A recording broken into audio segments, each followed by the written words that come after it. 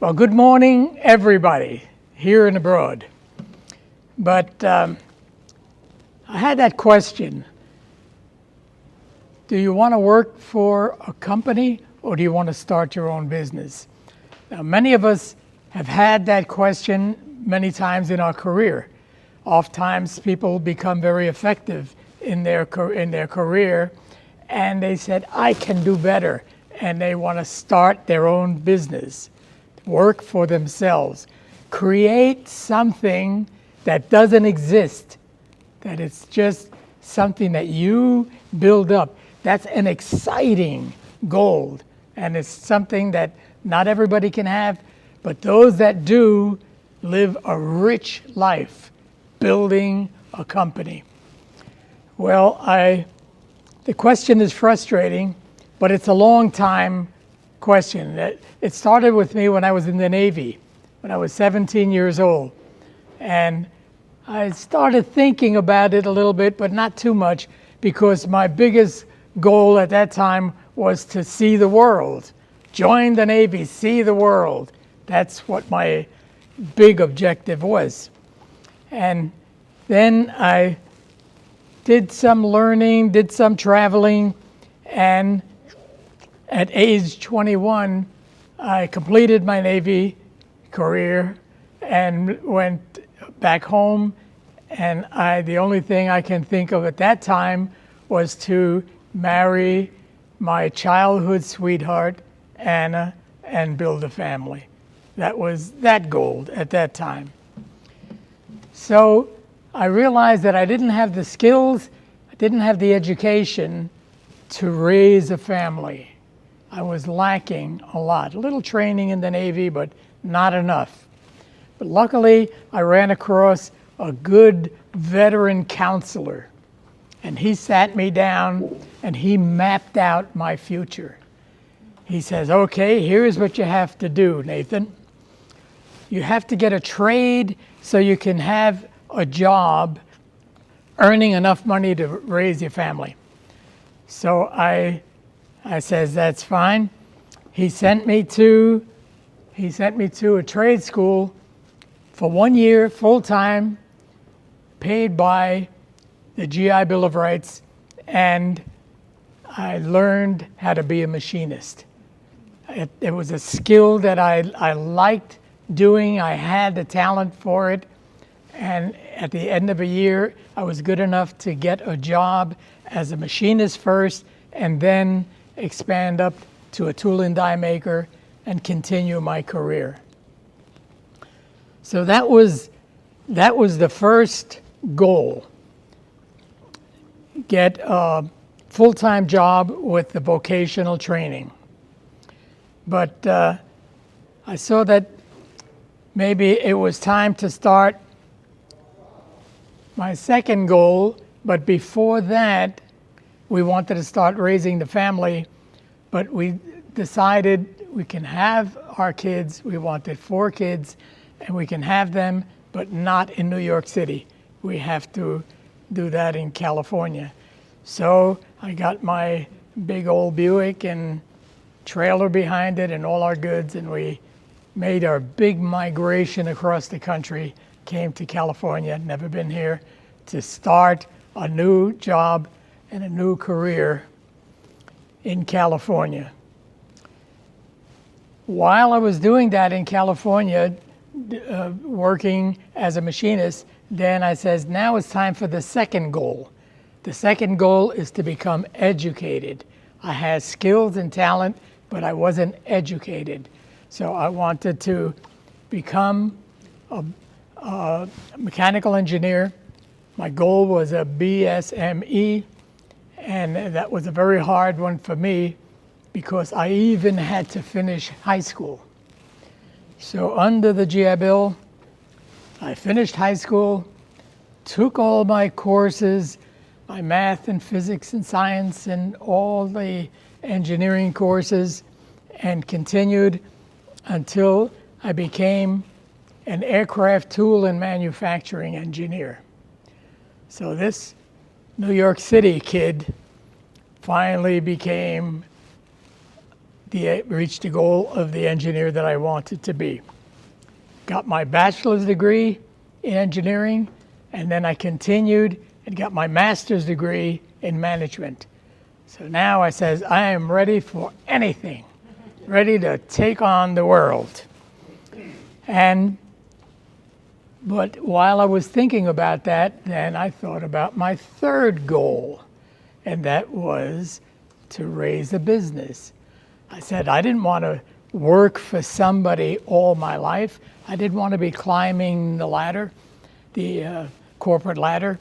I didn't want to work 8 to 5 all my life until I retired and got into retirement. But I found out how difficult that is. Building a business of your own takes every ounce of energy and devotion that you have. If you don't have the passion to do it, the energy, the desire, then climb the corporate ladder. Stay working where you know what your steps are and what you can reach, and you'll be happy.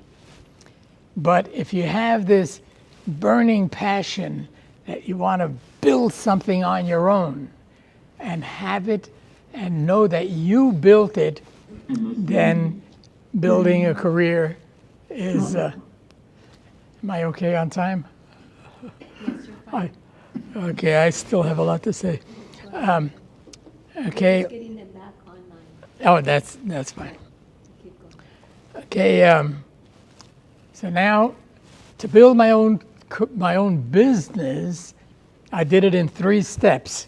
My first step was to flip houses. My brother and I decided to sell our houses. We both sold our houses, and we raised enough money to get into that operation of flipping houses, and we bought 4 houses all at once. This is in California back in 1970, 75, 78. So we started, we would go through the, yes. Pause, might want to pause the. There you go. Are we okay? Yeah, I'm there. Yeah, you're. Oh, I'm there.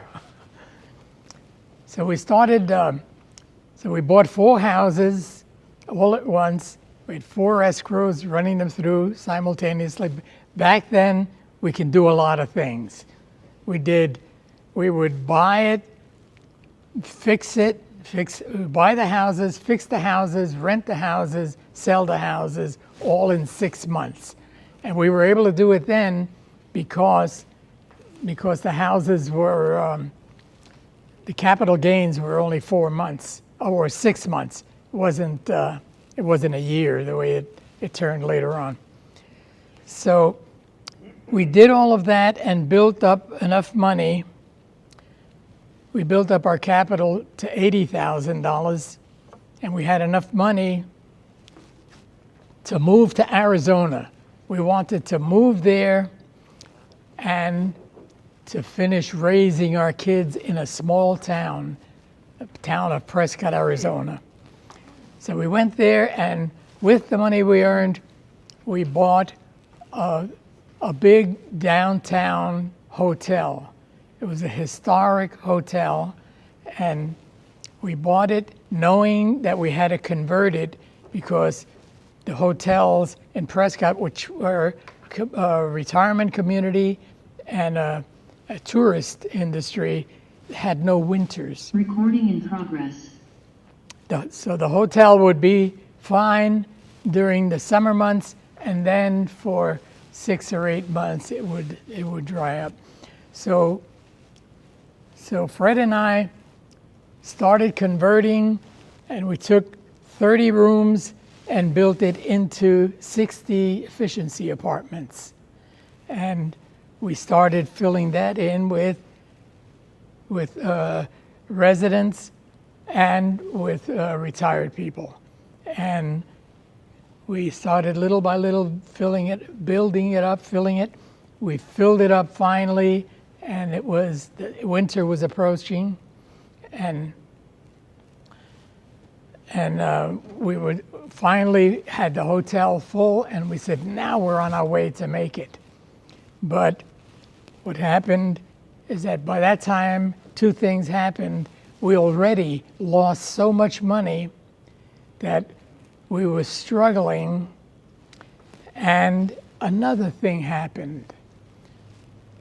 My wife and children kept looking back at California. They wanted to go back to California. Their hearts were still there.